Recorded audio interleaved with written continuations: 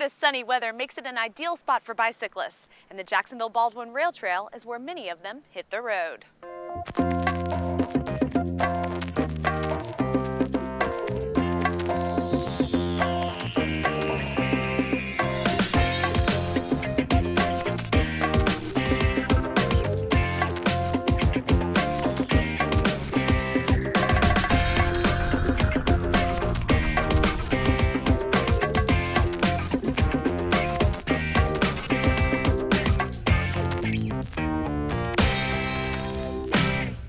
We're riding 100 miles today. 3 of us started out this morning at 6, and we're looking forward to a great day if we can just keep the bugs off of us.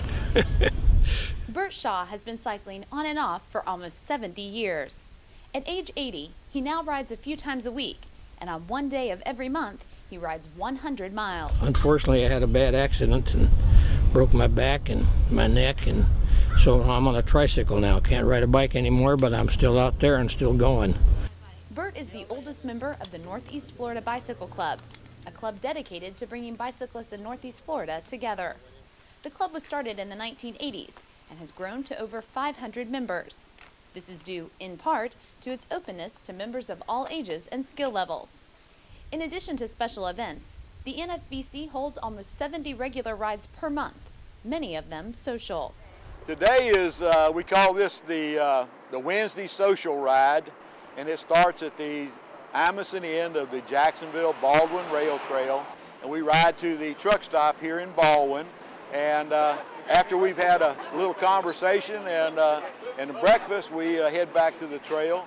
There are a number of racing clubs in Jacksonville, but the NFBC is a family-friendly club that works to promote bicycle safety in Northeast Florida. This includes providing bicycle-friendly maps and trail information for this growing activity. We have maps on the website that can be downloaded, and that covers just about every single ride that our club puts on. The advantage of that is when you go from point A to point B, the quickest route may not be the safest for a bicycle. We found a lot of ways to get around in a lot of places that is not the most direct route, but you're riding your bicycle to ride it anyhow, so what difference does it make if you ride an extra 2 miles to get where you want to go? If you wanted to be fast, you'd stay in the car.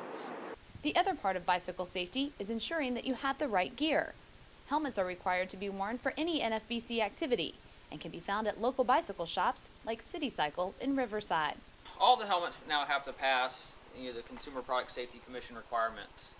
So they all pass the same safety ratings. The helmets come in different sizes. The entry-level helmets, a lot of them are universal.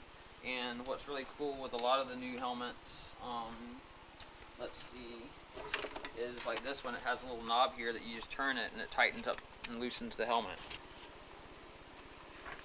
And there you go. And then you that fits good. Turn this knob and this. Oh yeah, I see. It it tightens it right around here. Mm-hmm. Okay. And then always have to have it clipped. Yep. I'm all set. But how important is the equipment? Walking into a bike shop after visiting a big-name department store can cause sticker shock for the beginner bike rider like me. And while serious bike riders are often willing to make a hefty investment, others just can't justify the cost. You don't have to spend a fortune. I mean, you can buy a pretty nice road bike, with all the accessories and, in the $1,500, $1,600 range. According to City Cycle owner Drew Johnson, who's been in the industry for almost 30 years, the wrong equipment not only hinders your performance, but also risks injury, and consulting a professional is important. Being fit to the bike, not only having the right size bike, but having, your back in the right position, having the right saddle. Some people have difficulties getting used to the bike saddles. Having good cycling shorts makes a big difference. So there's all kinds of things that you can learn from the bike shop if you're getting into cycling and you're having some physical issues. Experts like Johnson look at flexibility, fitness levels, and overall intent to determine which bike and equipment are appropriate for the rider. They then fit the rider to the bike through a series of tests. Bikes come in metric sizes, but vary greatly according to how and where the rider will use the bike. That's what I always ask someone when they come in. What kind of riding are you going to be doing? Where are you going to be riding this bike?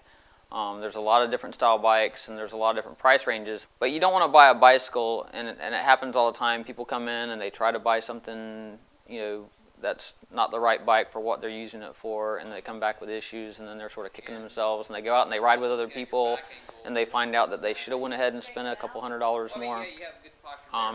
And there's a lot of good shops in Jacksonville with people who have been in the bike business for a long time that can help you make those decisions. Other important basic equipment include the shoes that may or may not lock into the pedal, gloves, water bottles, bike and tire repair equipment, computers to monitor progress, a jersey, and of course, everyone's favorite, bike shorts. You don't buy a cycling jersey like you buy a t-shirt. It's supposed to be pretty skin tight, and you want that.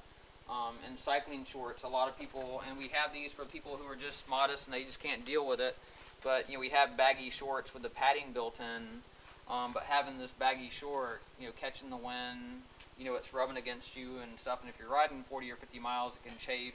Right. But some people are just too modest to ride in a cycling short. A true cycling short, everyone uses these for a good reason. And they're actually padded underneath it.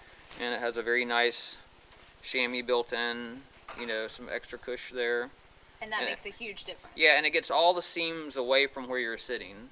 It makes a giant difference. And once you have the right equipment, cycling begins to improve your health no matter your age. Cycling is a great way to get out and not only exercise. I'm not one to go in and sit in the gym and sit on a spin bike or whatever, but with a bicycle you can go out and explore.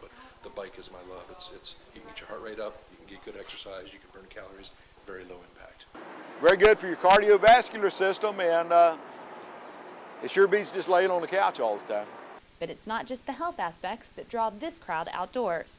For many cyclists, the hobby has opened a world of increased environmental awareness and fellowship with like-minded individuals and families. Now, do you guys welcome people that are, novices or to come out here with you? Oh, absolutely. Definitely, yes. Anybody's welcome. We never leave anybody behind. Oh, it's the best thing ever. I ride almost every day, and it makes a good start for the day. I love it. Keeps me fit, meet a lot of great people, get outdoors, get to see things, experience things you can't in any other way. And main thing, it just keeps me really fit. Well, I love it. Come on out and give us a try. We'd like to have you be a member, and if we're not for you, don't pay no money up front, just show up for a ride or two. You'll find out. Thinking of cycling in Northeast Florida? Whether you're a beginner or advanced cyclist, you won't want to miss the 19th annual Endless Summer Watermelon Ride on Sunday, September 7th at the Jacksonville Equestrian Center. For more information, check out the North Florida Bicycle Club website at www.nfbc.us. And for more on cycling in Jacksonville, go to my blog at jacksonville.com/Amanda. For Jacksonville.com, I'm Amanda Warford.